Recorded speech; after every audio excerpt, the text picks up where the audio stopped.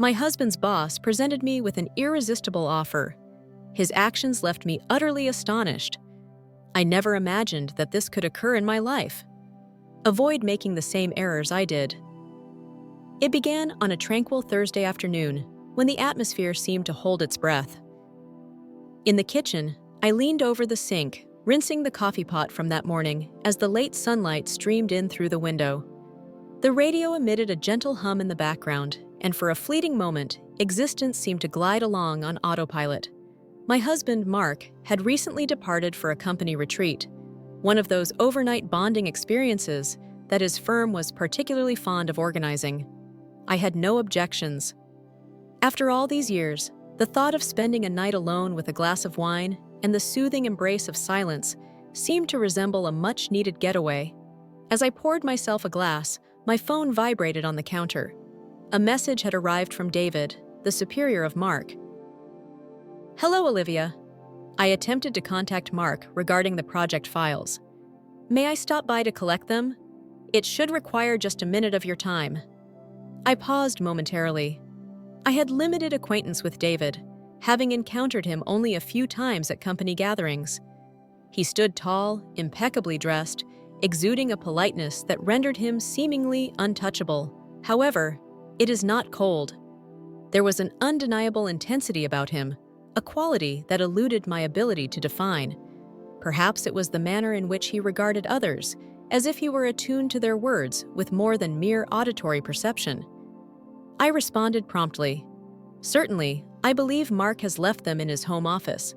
Feel free to stop by whenever you like." Before even 10 minutes had passed, a knock echoed through the air. I hadn't taken the time to change, simply wearing a fitted navy top and jeans, yet I became acutely aware of the neckline and how the fabric embraced my chest.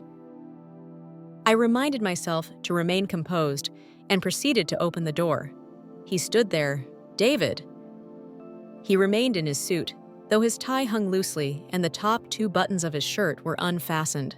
Our gazes locked, and for a moment that stretched beyond the ordinary, we simply stared at one another. "Hello, Olivia," he said, his voice resonating with a rich depth. "I appreciate the opportunity to visit." "Certainly, please enter." Mark indicated that the files can be found in his desk drawer.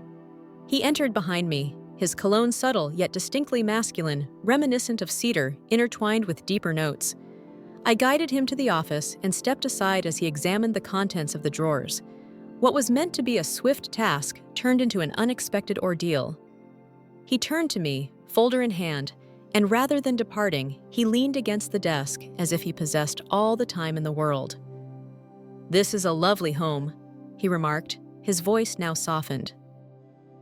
I offered a hesitant smile. "Thank you very much. We have been here for approximately 12 years. He nodded, and then inquired about something that took me by surprise. "Are you content in this place?" It took me by surprise. "Excuse me?" "Apologies," he remarked, straightening himself once more. "That was overly intimate. You seem like someone who once had grand aspirations." I found myself uncertain about how to reply to that. For years, I had lost the sense of being a dreamer. I have consistently been practical and reliable, a devoted partner, a reliable support. Yet that question, "Are you happy here?" lingered in the atmosphere. "Life evolves," I finally declared. "You make yourself comfortable." He gave another nod. "Indeed, individuals as well. Yet there are moments when I ponder whether settling down equates to surrendering." I was uncertain about the direction this conversation had taken, or the reason it felt so intense. His tone lacked flirtation. It was intriguing, profound, and disquieting. He cast a quick look at the doorway before returning his gaze to me. "I mustn't hold you back. Thank you for providing the files." I escorted him to the door, my thoughts swirling. Upon stepping outside, he hesitated once more. "Engaging in conversation with you, Olivia, is a delightful experience." That evening, slumber eluded me. I remained awake in the stillness, David's words resonating in my mind. It was not about his words. The manner in which he expressed it was significant. He seemed to see right through me, almost effortlessly. In all honesty, I had relinquished my hopes for something, perhaps it's passion, the notion that someone might perceive me as a woman brimming with potential. The following day, I discovered another message on my phone, sent by him. If you ever feel like stepping out for a coffee, lunch, or something casual, I would truly appreciate that opportunity. No pressure at all. My heart raced slightly faster than usual. I gazed at the message for several minutes. I had the option to overlook it. Should have. However, I did not. I responded, "Lunch seems quite appealing." We convened the subsequent Tuesday. A serene bistro nestled discreetly in the heart of the downtown district. I donned a blouse that had long been neglected in my wardrobe, one that evoked a sense of evident. As I entered, I spotted him at a corner table, already rising to welcome me. He offered a smile. "I had my doubts about your appearance." "I had my doubts as well," I confessed as I took my seat. The dialogue resumed from its previous point, yet there was an intriguing freshness beneath the surface. I discovered that David had gone through a divorce and did not have any children. He created his company from the ground up, and it took up the majority of his life. He expressed his admiration for those who manage to remain gentle, despite the hardships life has thrown their way. I expressed to him that it had been quite some time since I considered myself to be gentle. He observed me intently. "It appears you are someone who is seeking the green light to embrace life once more." That line resonated with me in a way I never realized was sensitive. I responded without hesitation, perhaps a bit too swiftly. "No," he replied, a slow smile spreading across his face. "You do not." As we departed, he refrained from making any physical contact with me. I did not request anything. However, I experienced it, the vitality, the reciprocal attraction. That evening, I returned home and regarded my reflection in the mirror with a new perspective. I noticed a flush of color in my cheeks, a spark of vitality in my eyes that I hadn't experienced in years. Mark made his return the following evening. I kissed him, absorbed his tales of trust-building exercises and corporate jargon, and nodded at all the appropriate moments. He refrained from inquiring about any events that transpired during his absence, and I chose not to volunteer any information. However, a change had occurred. A door swung open, and I found myself stepping halfway through it. I reassured myself that it was merely lunch, merely conversation, merely curiosity. Yet, beneath the surface, I understood it was something greater. I realized that a single meeting would not suffice. The subsequent week, I found myself in a state of restlessness that eluded clear explanation. All appeared identical: the kitchen, the backyard, the photograph of Mark and me on our wedding day, elegantly displayed on the mantel. However, it seemed distinct. I found myself frequently checking my phone, curious if David would contact me once more. When he finally reached out, it was with a brief message that read, "Thinking about that conversation. Shall we meet for coffee tomorrow?" I acted without hesitation.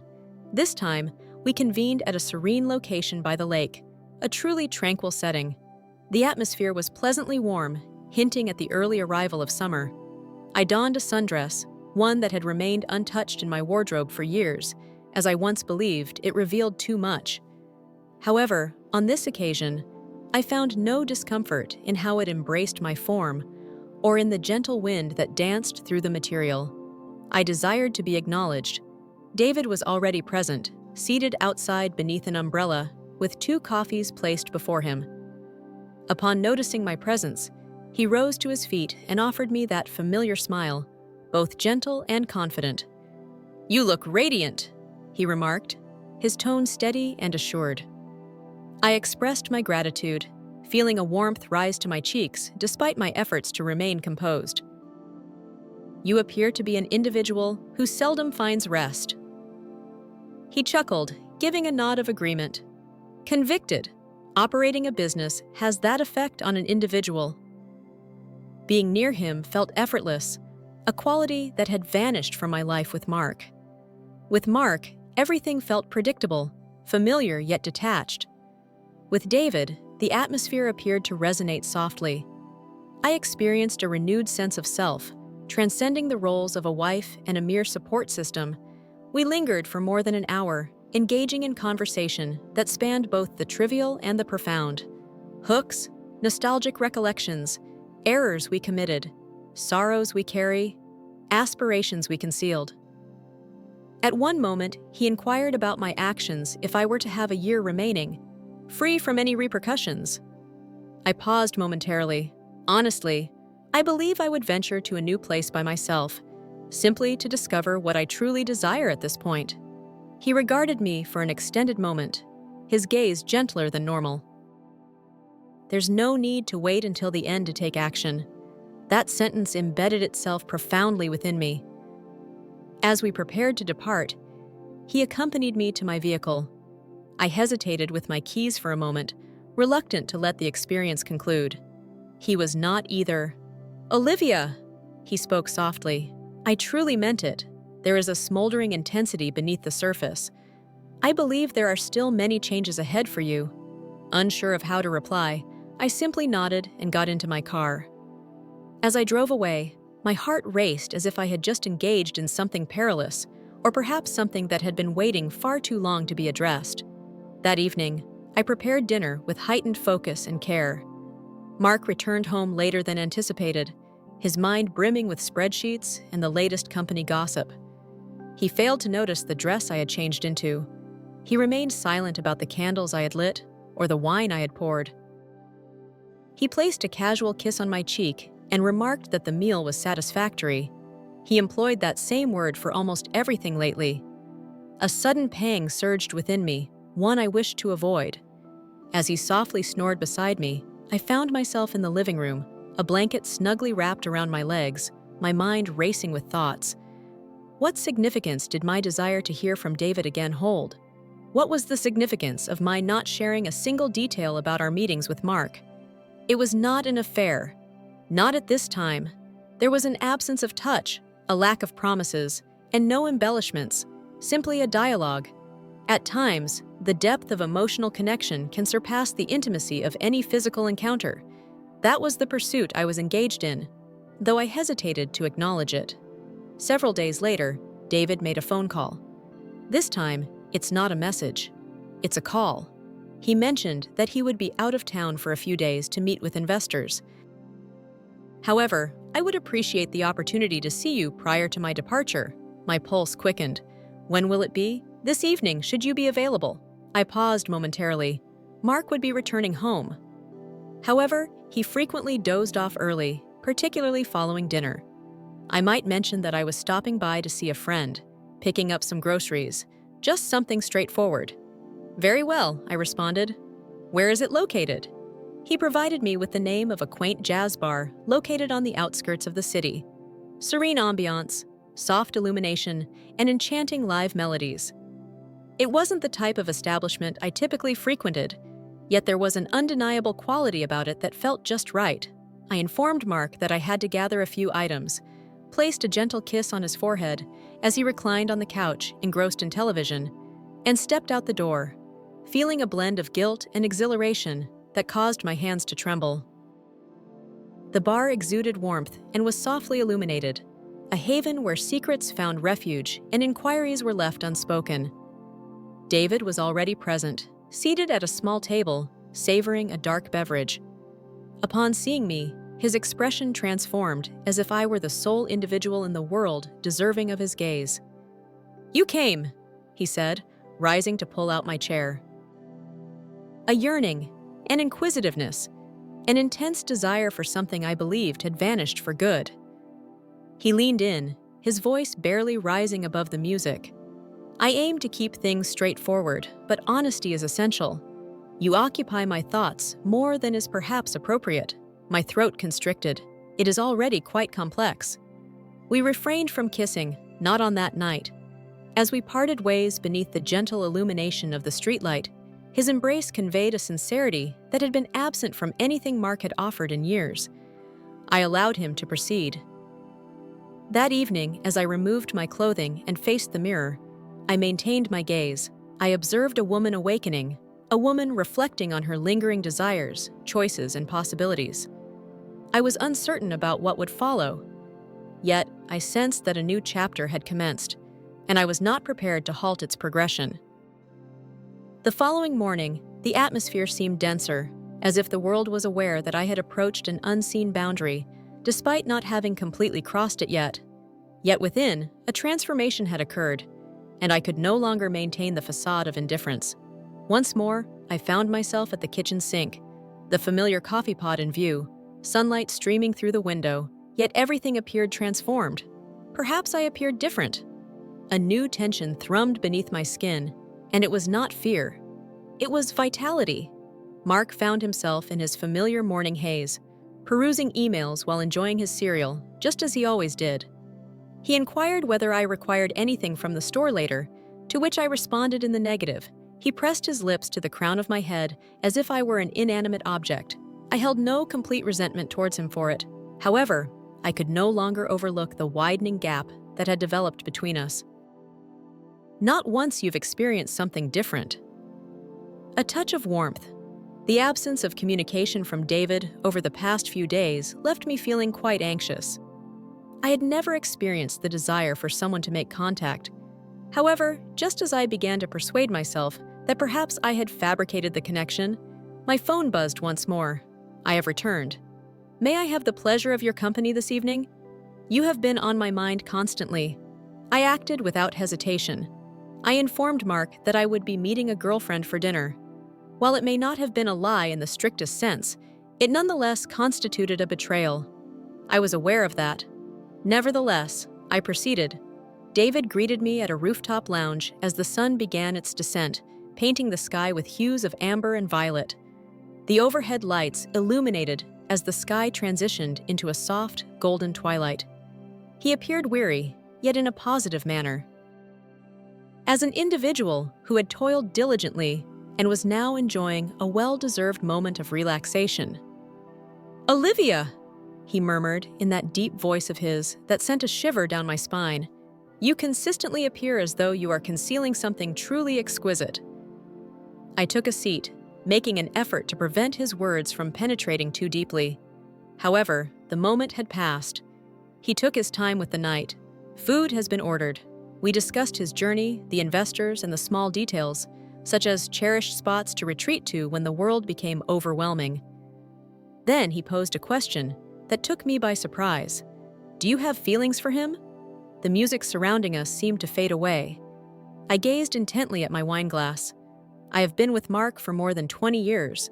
Love transforms into something new. That is not what I requested. I cast my gaze upon him at that moment. I believe I have done so. I believe I still do. However, it no longer illuminates a space as it once did. He gave a slow nod. "What type are you looking for?" I refrained from responding, as the truth filled me with dread. I desired the type that would evoke memories in my skin of being caressed with purpose. The type that gazed upon me and truly recognized my presence. The kind that was genuine, yet perilous. Following dinner, he refrained from proposing any further destinations. He did not extend an invitation for me to return to his residence. He accompanied me to my car and paused once more in that now familiar manner. He spoke softly, expressing his reluctance to be the cause of your departure from something secure.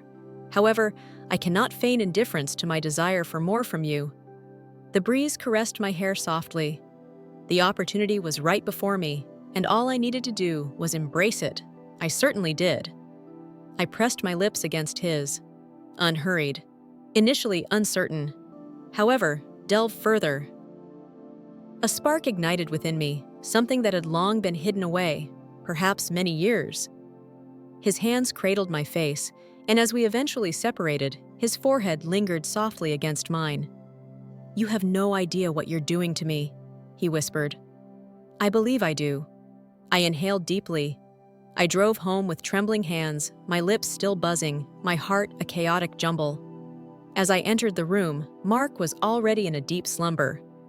I remained at the foot of the bed, observing him for an extended period, contemplating how we had arrived at a point where I could deceive him with such ease. However, it proved to be quite challenging. Not quite. The guilt was intensifying. Thus was the pain. In the coming weeks, David and I spent more time together. Serene, cherished instances, strolls through parks where we remained unseen, extended journeys filled with silence, yet brimming with unspoken emotions. The final line remained uncrossed, yet it drew nearer with each touch we shared. Each time he gazed at me, it was as if I remained a woman filled with passion and determination. He began to share more of himself as well. I became aware of his divorce, how it concluded not in chaos, but in something far more troubling: quietude. He shared with me how he had consistently been the one to keep everything in order, and how that burden had caused him to lose sight of what it meant to be desired for his true self. We experienced a unique bond, feeling essential yet unappreciated. One evening, we found ourselves seated in his car by the lake. The windows misted gently, the atmosphere thick with expectation.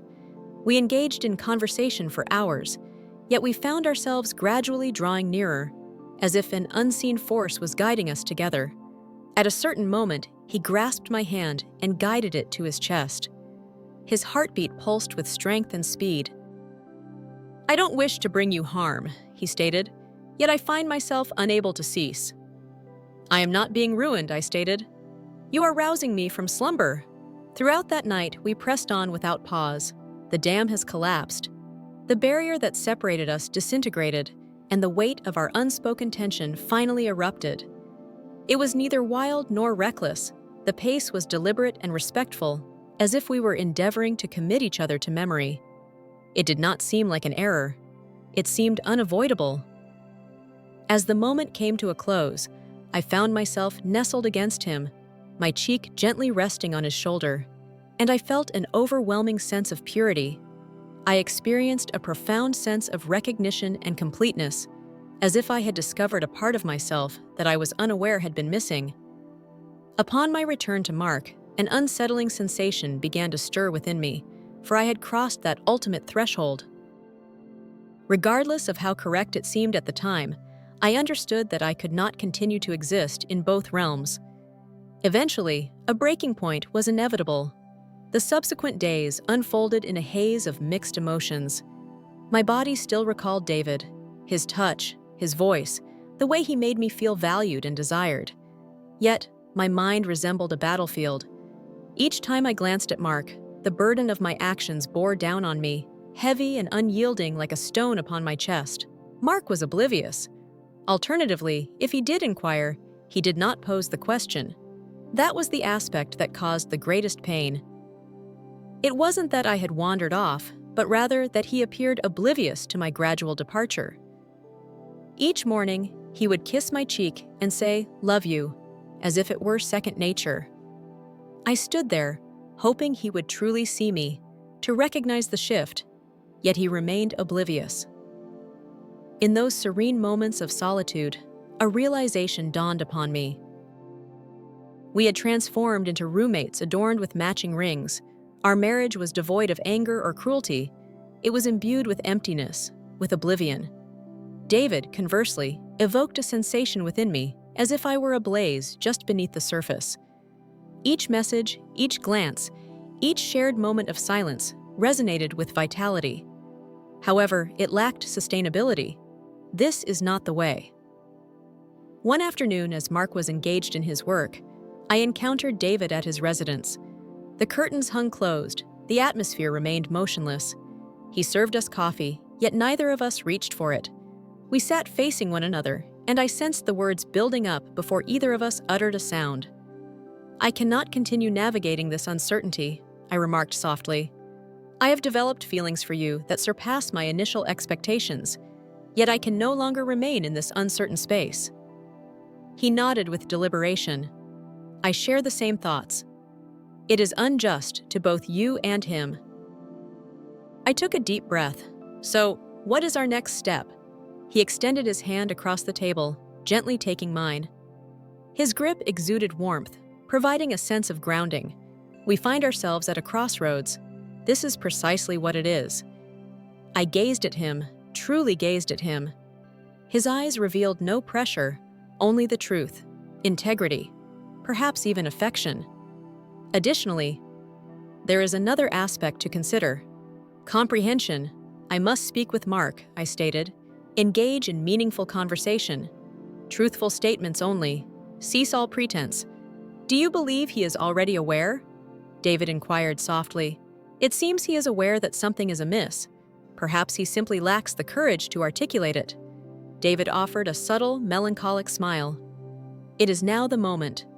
That evening, I found myself seated opposite Mark during dinner. He discussed work, the new addition to the accounting team, and his plans for the weekend. I allowed him to complete his thoughts before placing my fork gently on the table. Mark, we need to have a conversation. He glanced upward, taken aback. All right. What's happening? I have not been completely transparent with you regarding my feelings and my current situation in all of this. His brow knitted in concentration. Olivia, could you clarify what you mean? I inhaled deeply. For an extended period, I experienced a profound sense of solitude, choosing silence to avoid causing you any pain. However, in the process, I inadvertently caused pain to both of us. He gazed at me, a look of confusion on his face. Is this concerning our lack of time spent together? I have been making efforts to... Negative. It encompasses much more. It concerns the distance that exists between us, the manner in which we ceased our interactions. I allowed it to continue for an extended period. I began to pursue that connection in a different direction. He became still, and then his expression transformed. Not upset, merely silent. You're saying he began, but the thought remained unfinished. I acknowledged with a nod. It transcended the physical realm. The experience was deeply moving. I understand that at times, that can be even more challenging. He reclined in his chair, his jaw clenched, while I focused my gaze on a point just beyond my shoulder. Whom? It is of no consequence. The focus should be on our actions in the present moment. He shook his head in disapproval. Negative, Olivia. It is significant. I cast my gaze downward. David! He let out a breath, a sound that hovered between disbelief and understanding. My supervisor, this was never part of my plans. It has just occurred.